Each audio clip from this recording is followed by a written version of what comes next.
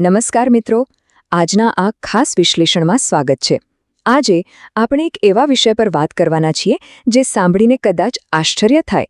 એક પ્રખ્યાત જાહેર ભાષણના આધારે આપણે મુંબઈના 2500 વર્ષ જૂના છુપાયેલા ઐતિહાસિક અને દરિયાઈ મૂળની સફર પર જવાના છીએ.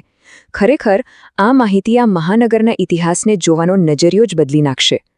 તો સૌથી પહેલો જ અને એકદમ સીધો પ્રશ્ન એ થાય કે આ મુંબઈ નામ ખરેખર ક્યાંથી આવ્યું? સામાન્ય રીતે આપણે એવું જ માનીએ છીએ કે આ નામ મુંબાદેવી સાથે જોડાયેલું છે, બરાબર ને?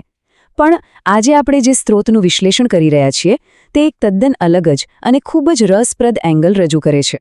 ચલો સીધા જ આની ઊંડાણપૂર્વક ચર્ચા કરીએ. સ્ત્રોત મુજબ મુંબઈ નામનો ઐતિહાસિક સંબંધ ભગવાન ગૌતમ બુદ્ધની માતા મહામાયા સાથે છે. હા, ભાષણમાં એવો દાવો કરવામાં આવ્યો છે કે આધુનિક મુંબઈ અથવા મુંબા નામ ખરેખર તેમના નામ પરથી જ પડ્યું છે. આ એક એવો દાવો છે જે શહેરના ઇતિહાસને એક તદ્દન નવા જ પ્રકાશમાં રજૂ કરે છે. આજના આ વિશ્લેષણમાં આપણે કયા કયા પડાવ પરથી પસાર થવાના છીએ? પહેલું, મુંબઈ નામનું મૂળ. બીજું, સમ્રાટ અશોક અને પ્રાચીન દરિયાઈ વેપાર. ત્રીજું, કોળી નાવિકોની ઐતિહાસિક સફર. ચોથું, છત્રપતિ શિવાજી મહારાજનું નૌકાદળ અને છેલ્લે 7 ટાપુઓનો ભવ્ય વારસો. તો પ્રાચીન કાળથી લઈને દરિયાકાંઠાની જીવંત સંસ્કૃતિ સુધીની આ સફર શરૂ કરીએ. તો શરૂઆત કરીએ આપણા પહેલા વિભાગથી, મુંબઈ નામના મૂળ અને તેની પ્રાચીન સમયરેખા. અહીં બક્તા એક બહુ જ મોટો આંકડો આપે છે, 2500 વર્ષ. તેઓ ખાસ ભાર મૂકીને કહે છે કે મુંબઈ પાસે 2500 વર્ષનો અત્યંત સમૃદ્ધ અને લિખિત ઐતિહાસિક વારસો છે. એટલે કે આ માત્ર આજકાલનું આધુનિક બંદર નથી, પણ સદીઓથી આંતરરાષ્ટ્રીય વ્યાપારનું એક ધમધમતું કેન્દ્ર રહ્યું છે. જરા વિચારો, આ મહાનગરના મૂળ કેટલા ઊંડા હશે. હવે આગળ વધીએ વિભાગ 2 તરફ, સમ્રાટ અશોક અને પ્રાચીન દરિયાઈ વ્યાપાર. આ એ સમયગાળો છે જેણે ખરેખર આ વિસ્તારને વૈશ્વિક નકશા પર મૂકી દીધો. ચાલુ જોઈએ કે આખી ઐતિહાસિક સાંકળ કેવી રીતે જોડાયેલી છે. 2500 વર્ષ પહેલાં બુદ્ધના સમયમાં અહીં આંતરરાષ્ટ્રીય વ્યાપાર શરૂ થયો.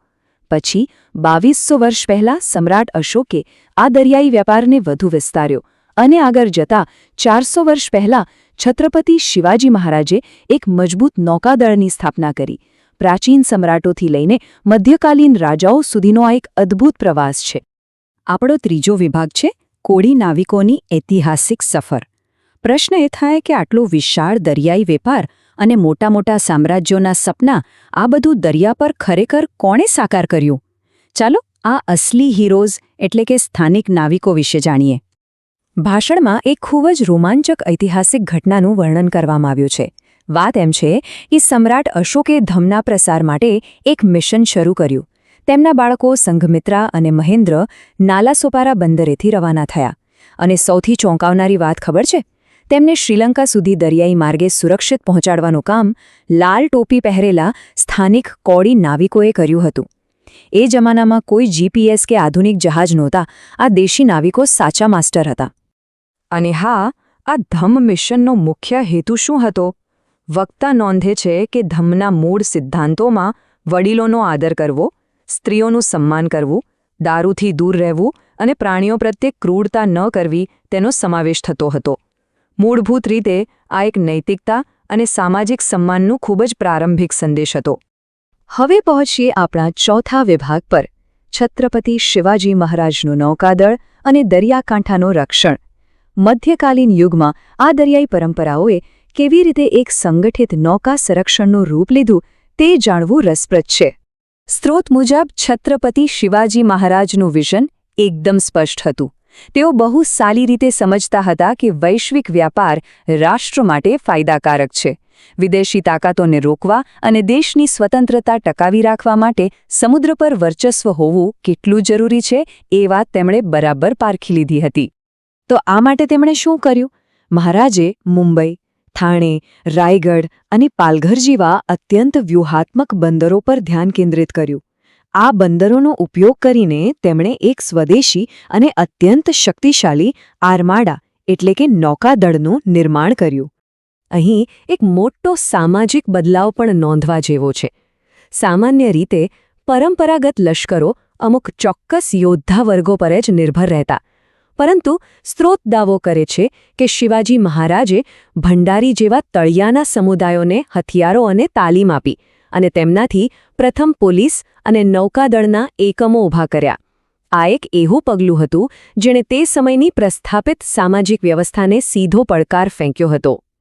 અને હવે આપણો પાંચમો અને છેલ્લો વિભાગ, 7 ટાપુઓનો ભવ્ય વારસો.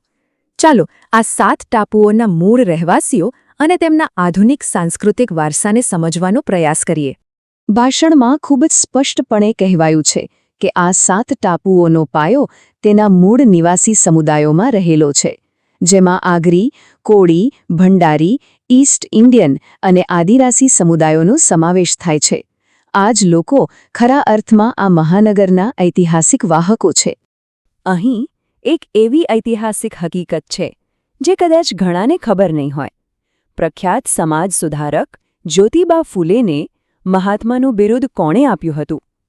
વક્તા જણાવે છે કે આ બિરુદ કોઈ મોટા રાજકીય મંચ પરથી નહીં, પરંતુ માંડવી કોળીવાડાના સ્થાનિક લોકો દ્વારા આપવામાં આવ્યું હતું. વિચારો, આ સમુદાયોમાં સામાજિક ચેતના કેટલી ઊંડી હશે. અને આ જ વાત આપણને બતાવે છે કે આ ટાપુના સમુદાયો ખરેખર કેટલા પ્રગતિશીલ હતા. એક તરફ એવા સામાન્ય પિતૃસત્તાક રિવાજો હતા, જેમાં દહેજ પ્રથા, પુરુષ પ્રધાન અર્થતંત્ર અને માત્ર પુરુષ પુરોહિતો જોવા મળતા. પણ તેની સામે આ દરિયાકાંઠાના રિવાજો જુઓ. કોઈ દહેજ પ્રથા નહીં, માછલી બજારો પર મહિલાઓનું સંપૂર્ણ નિયંત્રણ, મહિલાઓને પુરોહિત તરીકેનું સન્માન અને વિધવા પુનર્લગ્નની સ્વીકૃતિ. એકદમ અલગ જ દુનિયા, ખરું ને? પણ સવાલ એ છે કે આટલું મહિલા સશક્તિકરણ એ સમયે કેવી રીતે ઉદ્ભવ્યું? સ્ત્રોત સમજાવે છે કે આ પાછળ એકદમ વ્યવહારુ કારણો હતા. પુરુષો માછીમારી માટે 15 દિવસ સુધી દરિયામાં રહેતા, તો પાછળથી ગામડાઓનું રક્ષણ કરવાની અને સ્થાનિક અર્થતંત્ર તથા બજારો સંભાળવાની જવાબદારી સ્વાભાવિક રીતે જ મહિલાઓના હાથમાં આવી ગઈ. એટલે કે આ સમાનતા દરિયાઈ જીવનની કઠોર વાસ્તવિકતાઓમાંથી જ જન્મી હતી. વક્તા આ આખા ઐતિહાસિક સંદર્ભને આજના આધુનિક સમય સાથે બહુ સરસ રીતે જોડે છે. તેઓ દલીલ કરે છે કે જો આ સમુદાયોમાં વર્ષો પહેલાંથી આટલી સમાનતા અને સ્ત્રી સશક્તિકરણની પરંપરા રહી છે, તો તેના જ આધારે આજે આધુનિક રાજકારણમાં પણ મહિલાઓ માટે 50% પ્રતિનિધિત્વ હોવું જોઈએ. આ ખરેખર એક મજબૂત અને વિચારવા જેવો મુદ્દો છે.